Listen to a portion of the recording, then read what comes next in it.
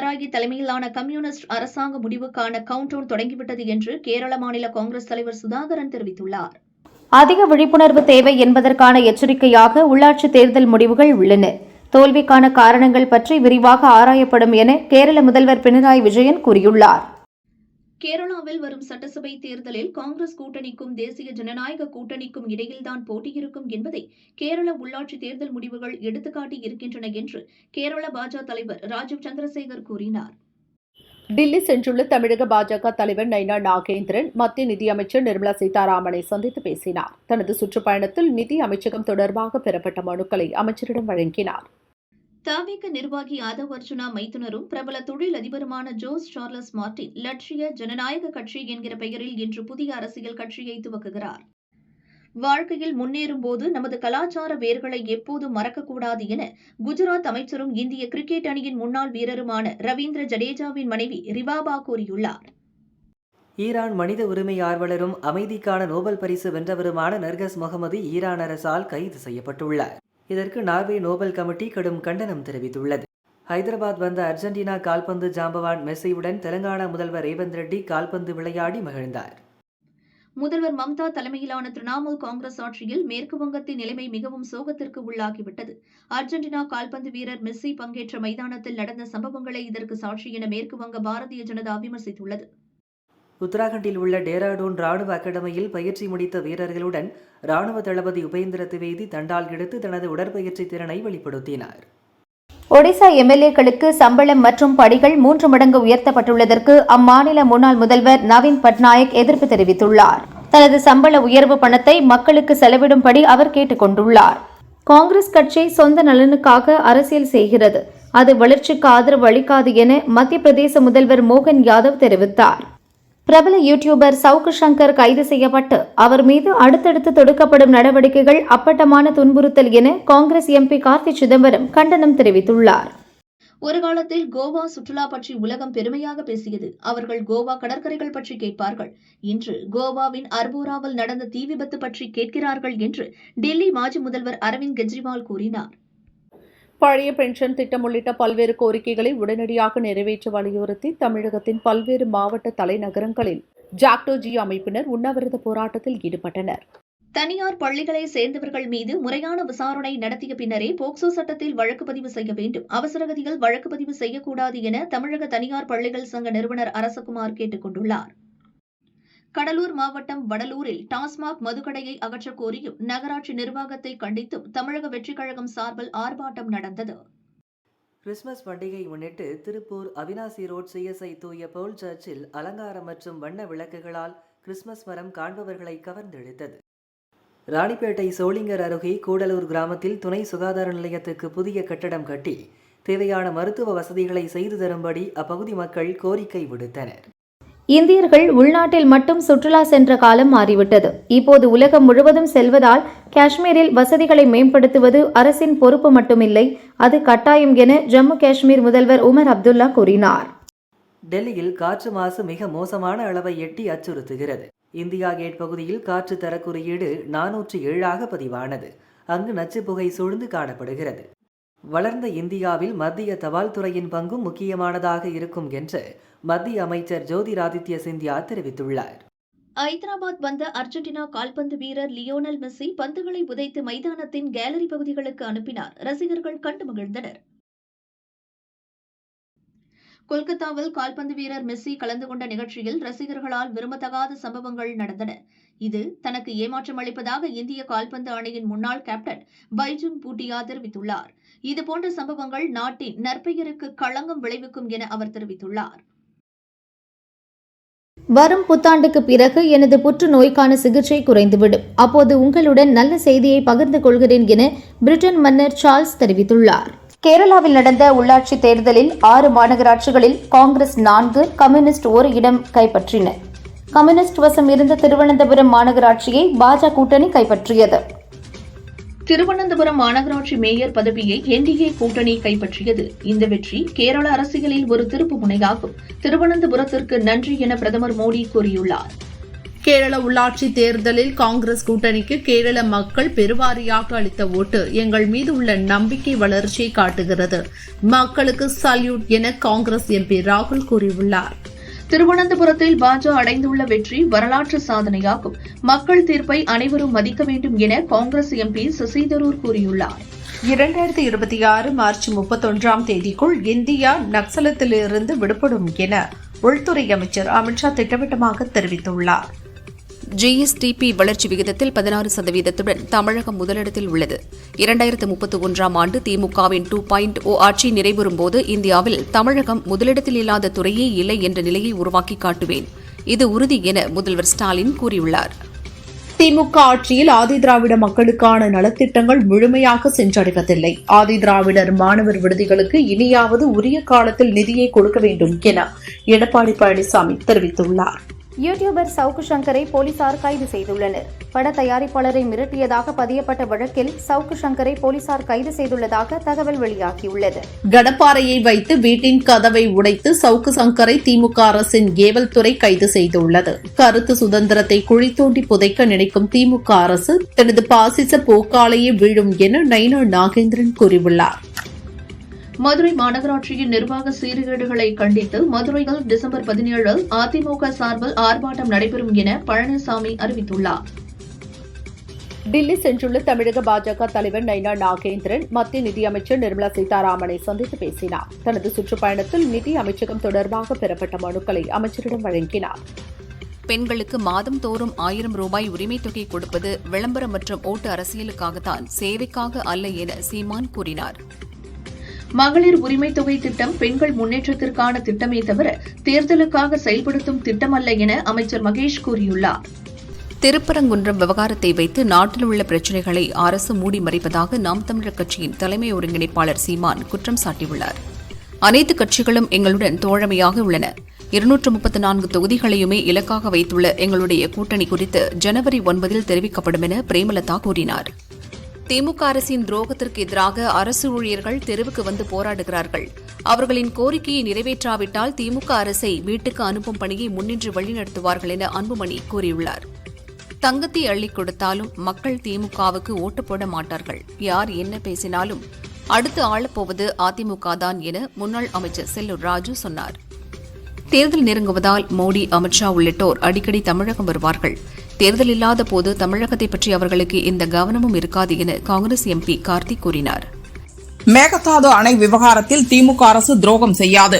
ஒரு காலத்திலும் தமிழக மக்களின் விருப்பத்திற்கு எதிராக மேகதாதுவில் அணை கட்ட விடமாட்டோம் என அமைச்சர் ரகுபதி கூறினார். அரசியலில் தனது அடுத்த கட்ட நடவடிக்கை முடிவு குறித்து வரும் 15ஆம் தேதி அறிவிப்பதாக ஓ பன்னீர்செல்வம் கூறியிருந்த நிலையில் வரும் 24ஆம் தேதி எம்ஜிஆர் நினைவு தினத்தன்று தனது முடிவை அறிவிக்க உள்ளதாக கூறியுள்ளார். பார்லிமென்டில் 2001ஆம் ஆண்டு பயங்கரவாதிகள் நடத்திய தாக்குதலில் 9 பேர் பலியானார்கள். இதன் 25ஆம் ஆண்டு நினைவு தினத்தையொட்டி துணை ஜனாதிபதி CP ராதாகிருஷ்ணன், பிரதமர் மோடி, ராகுல், சோனியா உள்ளிட்டோர் மலர் தூவி மரியாதை செலுத்தினர். திட்டங்களுக்கும் சட்டங்களுக்கும் பெயர் மாற்றுவதில் பிரதமர் மோடியின் அரசு நிபுணத்துவம் பெற்றது. நேருவை தொடர்ந்து காந்தியையும் பாஜக வெறுப்பதாக மகாத்மா காந்தி ஊரக வேலைவாய்ப்பு திட்டத்தின் பெயரை மாற்றியது குறித்து காங்கிரஸ் MP ஜெய்ராம் ரமேஷ் தெரிவித்தார். நாட்டில் 3104 தரமற்ற மற்றும் 245 போலியான மருந்துகள் கண்டறியப்பட்டுள்ளன. தரமற்ற கலப்பட மருந்துகளின் உற்பத்தி, விற்பனை மற்றும் விநியோகம் தொடர்பாக 961 வழக்குகள் பதிவாகியுள்ளதாக மத்திய அமைச்சர் JP நட்டா தெரிவித்தார். அர்ஜென்டினா கால்பந்து அணியின் கேப்டன் லியோனல் மெஸ்ஸி கொல்கத்தா வந்துள்ளார். அவருக்கு உற்சாக வரவேற்பு அளிக்கப்பட்டது. தனது 70 அடி சிலையை மெஸ்ஸி திறந்து வைத்து பார்வையிட்டார். கொல்கத்தா சால்ட் லேக் மைதானத்தில் மெஸ்ஸியை பார்க்க முடியாத கோபத்தில் கால்பந்து ரசிகர்கள் வன்முறையில் ஈடுபட்டனர். போலீசார் தடியடி நடத்தி ரசிகர்களை விரட்டியடித்தனர். கொல்கத்தாவில் ரசிகர்கள் வன்முறையில் ஈடுபட்ட நிலையில் மெஸ்ஸியிடம் அம்மாநில முதல்வர் மம்தா மன்னிப்பு கேட்டார். நிகழ்ச்சி ஏற்பாட்டில் நிர்வாக குறைபாடு இருந்தது அதிர்ச்சி அளிப்பதாகவும் இதுகுறித்து உயர்மட்ட விசாரணை நடத்த ஓய்வு பெற்ற நீதிபதி தலைமையில் குழு அமைப்பதாகவும் மம்தா அறிவித்துள்ளார். கொல்கத்தாவில் மெஸ்ஸி நிகழ்வில் பங்கேற்ற ரசிகர்களுக்கு டிக்கெட் கட்டணத்தை திருப்பித் தர நிகழ்ச்சி ஏற்பாட்டாளர்கள் ஒப்புக் கொண்டுள்ளதாக மேற்குவங்க DGP ராஜீவ்குமார் அறிவித்துள்ளார். விழா ஏற்பாட்டாளர் கைது செய்யப்பட்டுள்ளதாகவும் கூறினார். திருவண்ணாமலையில் நாளை மாலை திமுக வடக்கு மண்டல இளைஞர் அணி மாநாடு நடக்கிறது. இந்த மாநாட்டிற்கு தொண்டர்களை வரவேற்று முதல்வர் ஸ்டாலின் வீடியோ வெளியிட்டுள்ளார். காப்பீட்டுத் துறையில் அந்நிய நேரடி முதலீட்டு உச்சவரம்பை 100% உயர்த்தும் காப்பீட்டு திருத்த மசோதாவுக்கு மத்திய அமைச்சரவை ஒப்புதல் அளித்துள்ள நிலையில் முன்னாள் நிதியமைச்சர் ப. சிதம்பரம் அதனை வரவேற்றுள்ளார். கொப்பரை தேங்காய்க்கான ஆதார விலையை உயர்த்திய பிரதமர் மோடிக்கு தமிழக விவசாயிகள் சார்பாக மனமார்ந்த நன்றிகள் என தமிழக பாரதிய ஜனதா தலைவர் நைனா நாகேந்திரன் கூறியுள்ளார். கர்நாடக அரசு மேகதாது அணை கட்ட தமிழக அரசு ஒருபோதும் அனுமதிக்க கூடாது. அணை கட்ட அனுமதித்தால் தமிழக விவசாயிகள் மட்டுமல்ல, இரு மாநிலங்களுக்கு இடையேயான நல்லுறவும் பாதிக்க வாய்ப்புள்ளதாக தமாக தலைவர் ஜி.கே. வாசன் தெரிவித்தார். ராமர் கோயில் பிரச்சினை தீர்ந்துவிட்டதால் இப்போது முருகனை தேடுகின்றனர். திருப்பரங்குன்றம் விவகாரத்தை பிரச்சினையாக்க முயற்சிக்கின்றனர். இத்தனை ஆண்டுகளாக இல்லாத பிரச்சினையை இப்போது கையில் எடுப்பது ஏன் என சீமான் கேள்வி எழுப்பியுள்ளார். மதுக்கடைகளை திறந்து குடும்பங்களை தெருவுக்கு கொண்டு வந்துவிட்டு மகளிரை முன்னேற்றிவிட்டதாக திமுக அரசு கூறுவது வெட்கக்கேடு என அன்புமணி விமர்சித்துள்ளார். கன்னியாகுமரி மாவட்டம் கீரிப்பாறை பிரிவில் உள்ள ரப்பர் தோட்ட பணிகளை தனியாருக்கு தாரை வார்த்து அரசு தொழிலாளர்களின் பணி பாதுகாப்பை தமிழக அரசு கேள்விக்குள்ளாக்கி இருப்பது வன்மையான கண்டனத்துக்குரியது என சீமான் கூறியுள்ளார். கரூர் வேலுச்சாமிபுரத்தில் நடந்த நெரிசல் விபத்து தொடர்பான வழக்கில் தாவேக தலைவர் விஜய்க்கு சம்மன் அனுப்பி நேரில் விசாரிக்க சிபிஐ முடிவு செய்துள்ளது. பொங்கல் தொகுப்புக்கு 3000 ரூபாய் கொடுப்பது, மகளிர் உரிமை சேவை கொடுத்தல் போன்றவைதான் ஸ்டாலினின் கடைசி அஸ்திரம். ஆனால் வரும் தேர்தலில் மக்கள் தெளிவான முடிவெடுப்பர் என பாஜக தமிழக முன்னாள் தலைவர் அண்ணாமலை கூறினார். கடலூரில் மழை பாதிப்பால் சேதமடைந்த பயிர்களின் கணக்கெடுப்பு பணி 1 வார காலத்தில் முடிவடையும் என்று வேளாண் மற்றும் உழவர் நலத்துறை அமைச்சர் எம்.ஆர்.கே. பன்னீர்செல்வம் தெரிவித்துள்ளார். திருப்பரங்குன்ற மலையில் அனைவரும் பார்க்கும் வகையில் கூடுதலாக மாற்று இடத்தில் தீபம் ஏற்றினால் என்னவென்று மேல்முறையீட்டு வழக்கில் உயர்நீதிமன்ற அமர்வு கேள்வி எழுப்பியது. நீதிமன்ற உத்தரவு இல்லாமல் சொத்துக்களை பறிமுதல் செய்யும் அமலாக்கத்துறையின் அதிகாரம் தவறானது என்றும் இதுகுறித்து பதிலளிக்கவும் மத்திய அரசுக்கு சுப்ரீம் கோர்ட் நோட்டீஸ் அனுப்பியுள்ளது. முன்னாள் சட்ட செயலாளரான ராஜ்குமார் கோயல் மத்திய தகவல் ஆணையத்தின் அடுத்த தலைமை தகவல் கமிஷனராக தேர்வு செய்யப்பட்டுள்ளார். கால்பந்து வீரர் மெஸ்ஸி பங்கேற்ற கூட்ட அசம்பாவிதத்திற்கும் எங்களுக்கும் எந்த தொடர்பும் இல்லை என அகில இந்திய கால்பந்து கூட்டமைப்பு தெரிவித்துள்ளது. புவனேஸ்வரில் இருந்து ராஞ்சிக்கு வந்த இண்டிகோ விமானம் தரையிறங்கும் போது விமானத்தின் வால் பகுதி ஓடுபாதையில் மோதியது. பயணிகள் பத்திரமாக தரையிறக்கப்பட்டதாக ராஞ்சி விமான நிலைய இயக்குநர் வினோத்குமார் தெரிவித்தார். முக்கிய ரகசிய ஆவணங்களை சமூக வலைதளங்கள் வாயிலாக பாகிஸ்தானுக்கு பகிர்ந்ததாக ஓய்வு பெற்ற விமானப்படை அதிகாரி குலேந்திர சர்மா கைது செய்யப்பட்டுள்ளார். டி.கே. சிவக்குமார் ஜனவரி 6ஆம் தேதி கர்நாடக முதல்வராக பதவியேற்க 99% வாய்ப்புள்ளது என கூறிய காங்கிரஸ் எம்.எல்.ஏ. இக்பால் ஹுசைன் சித்தராமையா முதல்வர் பதவியிலிருந்து விலக வேண்டும் என்றும் தெரிவித்துள்ளார். சுஜல் கிராம ஐடி எனப்படும் டிஜிட்டல் அடையாள தொகுதியில் இணைந்தால் மட்டுமே மாநிலங்களுக்கு ஜல்ஜீவன் இயக்க நிதி வழங்கப்படும் என நிபந்தனை விதித்து மத்திய அரசு அறிவித்துள்ளது. மகாராஷ்டிராவில் உடல்நலக்குறைவால் மறைந்த முன்னாள் மத்திய அமைச்சர் சிவராஜ் பாட்டீலின் உடல் அவரது சொந்த ஊரான வர்வந்தி கிராமத்தில் அரசு மரியாதையுடன் அடக்கம் செய்யப்பட்டது.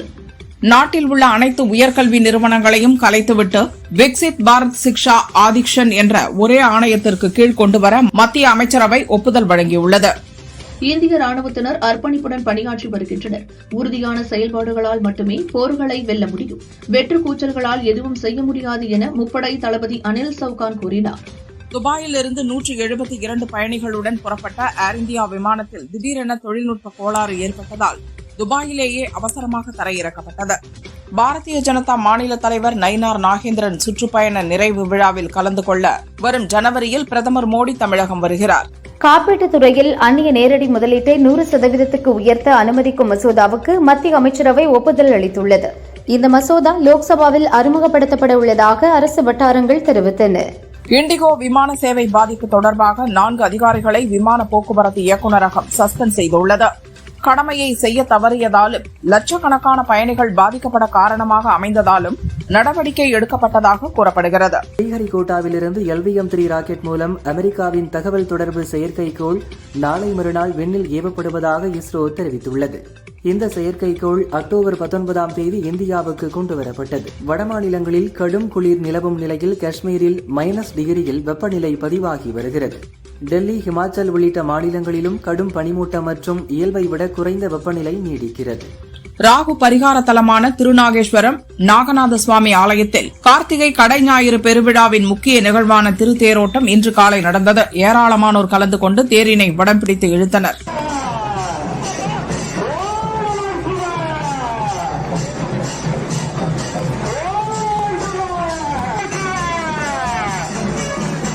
திருவண்ணாமலையில் 11 நாட்கள் கோலாகலமாக நடந்த மகா தீப காட்சி இன்றுடன் நிறைவு பெற்றது. நாளை அதிகாலை மலை உச்சியிலிருந்து மகா தீபம் ஏற்றப்பட்ட கொப்பரை கோயிலுக்கு கொண்டுவரப்பட்டு சிறப்பு பூஜை செய்யப்படும். சென்னை வடிவுடையம்மன் கோவிலில் 63 நாயன்மார்களில் ஒருவரான ஆனாய நாயனார் குரு பூஜை வெகு விமர்சையாக நடைபெற்றது. திருவாரூர் மகளாம்பிகை சமேத வாஞ்சிநாதர் கோயிலில் கார்த்திகை மாத திருவிழாவை முன்னிட்டு வள்ளி தேவசேனா சமேத சுப்பிரமணிய சுவாமி திருத்தேரில் எழுந்தருளினார். ஏராளமான பக்தர்கள் தேரை வடம் பிடித்து இழுத்தனர்.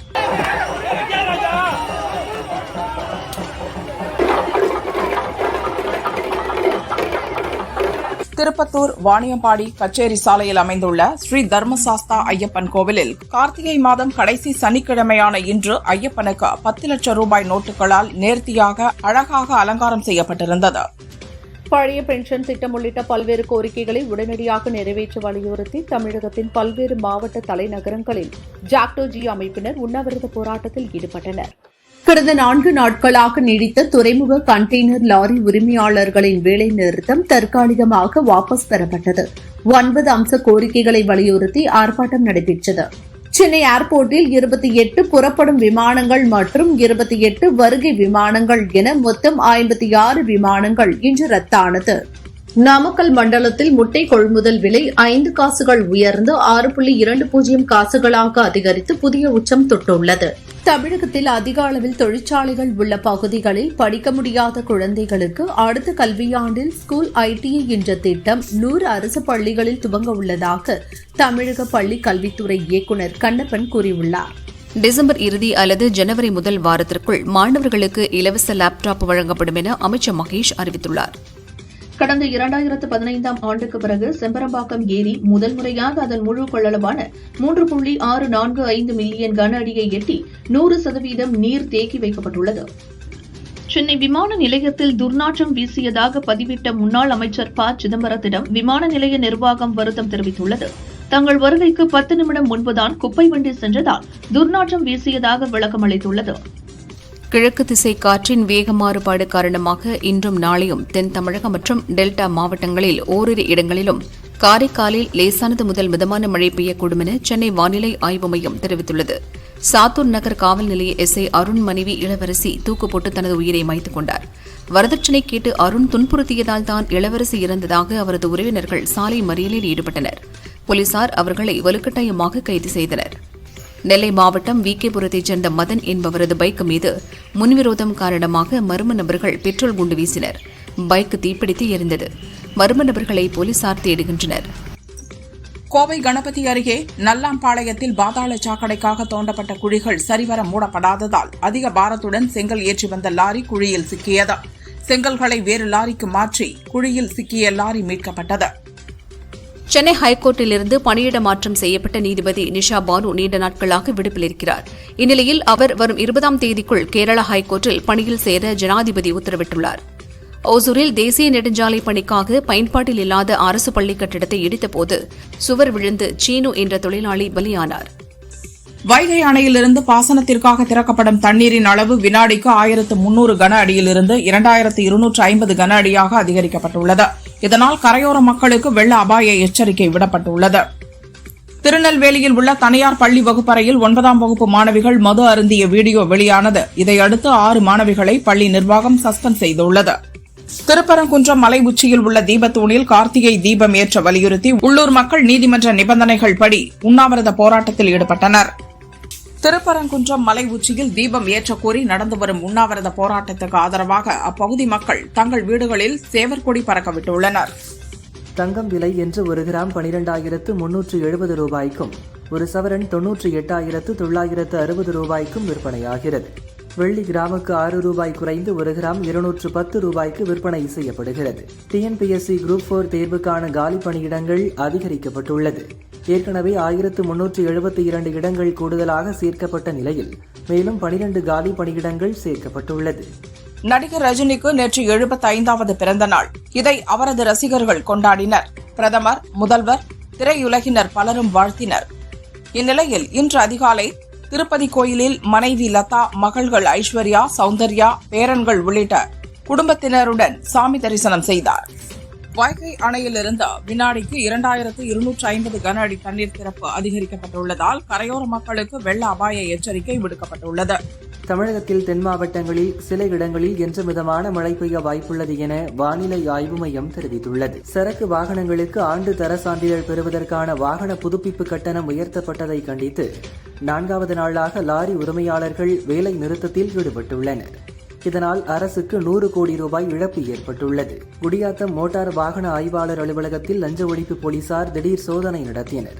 இதில் கணக்கில் வராத 75,000 ரூபாய் பறிமுதல் செய்யப்பட்டது. விது பிரீத்தி அஸ்ரானி நடித்துள்ள படம் 29. இயக்குநர் ரத்னகுமார் கூறும்போது, பிரீத்தி அஸ்ரானியிடம் கதை சொன்னேன். சில காட்சிகள் நெருடலாக இருப்பதால் நடிக்க மனம் வரவில்லை என்றார். அவர் மறுத்ததால் திரைக்கதையில் சில மாற்றங்களை செய்தேன். அதற்கு பிறகு படத்தின் தோற்றம் மாறிவிட்டது. நோ சொன்ன அவருக்கு நன்றி என்றார். சிங்கப்பூரில் இருந்து மன்னார்குடிக்கு கடத்தி வரப்பட்ட 2.50 கோடி ரூபாய் மதிப்பிலான அம்பர் கிரீஸ் பறிமுதல் செய்யப்பட்டது. இது தொடர்பாக 5 பேர் கைது செய்யப்பட்டனர். பொள்ளாச்சியில் கந்துவட்டி கேட்டு இளம்பெண்ணை மிரட்டிய அதிமுக நகர இளைஞரணி செயலாளர் செந்தில்குமார் என்பவர் போலீசாரால் கைது செய்யப்பட்டார். வன்முறையால் பாதிக்கப்படும் பெண்களுக்கு உதவ ஒன் ஸ்டாப் சென்டர் எனும் சேவை மையத்தை நாடு முழுவதும் மத்திய அரசு திறந்துள்ளது. சிங்கப்பூரில் உள்ள இந்திய பெண்களுக்காக அங்குள்ள இந்திய தூதரக வளாகத்தில் ஒன் ஸ்டாப் சென்டர் சேவை மையம் திறக்கப்பட்டுள்ளது. மியான்மரில் நடக்கும் ராணுவ ஆட்சிக்கு எதிராக பல்வேறு கிளர்ச்சி குழுக்கள் உள்நாட்டுப் போரில் ஈடுபட்டு வருகின்றன. அந்த வகையில் ராணுவம் நடத்திய வான்வழி தாக்குதலில் பொது மருத்துவமனை தரைமட்டமாகி 34 நோயாளிகள் பலியாகியுள்ளனர். 80க்கும் மேற்பட்டோர் படுகாயமடைந்தனர். இந்தியாவுக்கு எதிரான 50% வரியை நீக்கக் கோரி அமெரிக்க பார்லிமென்டில் ஜனநாயக கட்சியின் 3 உறுப்பினர்கள் தீர்மானம் கொண்டு வந்தனர். வரி விதிப்பு நடவடிக்கை சட்டவிரோதம் என்றும் அமெரிக்க நுகர்வோருக்கே இதனால் பாதிப்பு எனவும் கூறியுள்ளனர். அமெரிக்க அதிபர் டிரம்ப் அறிமுகப்படுத்திய கோல்டு கார்டு விசாவுக்கு எதிராக California, New York, Illinois, new Jersey, Washington உட்பட 20 மாகாணங்கள் வழக்கு தொடர்ந்துள்ளன. மியான்மரில் இன்று அதிகாலை நிலநடுக்கம் உணரப்பட்டது. ரிக்டர் அளவில் 3.9 பதிவாகியுள்ளதாக தேசிய நில அதிர்வு மையம் தெரிவித்துள்ளது. தாய்லாந்து, கம்போடியா நாடுகள் மோதலை நிறுத்திக் கொள்ள ஒப்புக்கொண்டுள்ளன என்று அதிபர் டிரம்ப் அறிவித்துள்ளார். மலேசியாவில் நடைபெற்ற கார் ரேஸில் அஜித் பங்கேற்ற கார் பாதியில் பழுதாகி நின்றது. இதுகுறித்து அஜித்திடம் கேட்டதற்கு, போட்டி என்றால் அதுதான், இதில் கவலைப்பட ஒன்றுமில்லை, எப்போதும் இன்னொரு போட்டி இருக்கும் என அவர் தெரிவித்தார். அர்ஜுன் ரெட்டி படம் மூலம் பிரபலமான நடிகை ஷாலினி பாண்டிடே தமிழில் இட்லி கடை உள்ளிட்ட படங்களில் நடித்துள்ளார். இவர் வெளியிட்ட பதிவில், தனுஷின் தேரே இஷ்மி படத்தை பார்த்துவிட்டு 48 மணி நேரமாக தூங்கவில்லை. என் இதயத்தில் இன்னும் அந்த படம் ஓடிக்கொண்டே இருக்கிறது என குறிப்பிட்டுள்ளார். தெலுங்கில் முன்னணி நடிகையாக உள்ள ஸ்ரீலீலா தமிழில் பராசக்தி படம் மூலம் இன்றியாகிறார். அதேபோல் ஹிந்தியில் துமேரி ஜிந்தகி ஹே என்ற படத்தில் அறிமுகமாகிறார். இப்படம் வெளியாகும் முன்பே மேலும் 2 ஹிந்தி படங்களில் நடித்து வருகிறார். இதனால் உற்சாகத்தில் உள்ளார் ஸ்ரீலீலா. பரத் மோகன் இயக்கத்தில் சாந்தனு நாயகனாக நடித்துள்ள படம் மெஜந்தா. அவருக்கு ஜோடியாக அஞ்சலி நாயர் நடித்துள்ளார். இவர்களுடன் படவா கோபி, RJ ஆனந்தியும் நடித்துள்ளனர். இதன் முதல் பார்வை போஸ்டர் வெளியாகியுள்ளது. அதை பகிர்ந்து, மெஜந்தா என்ற நிறத்துக்கு பின்னால் அவள் எதிர்கொள்ள விரும்பாத ஒரு உண்மை மறைந்திருக்கிறது என குறிப்பிட்டுள்ளார் சாந்தனு. எங்கள் விவாகரத்து குறித்த வதந்திகள் உண்மையில்லை. என் மகள் சமூக வலைதளங்களில் பரவும் தேவையற்ற விஷயங்களை பொருட்படுத்த மாட்டார். இருந்தாலும் அவளை பற்றி கவலையாக இருக்கிறது என நடிகர் அபிஷேக் பச்சன் விளக்கமளித்தார். தனக்கு பிறந்தநாள் வாழ்த்து கூறிய பிரதமர் மோடி, முதல்வர் ஸ்டாலின், EPS, கமலஹாசன் மற்றும் அரசியல் தலைவர்களுக்கு நடிகர் ரஜினிகாந்த் நன்றி தெரிவித்துள்ளார்.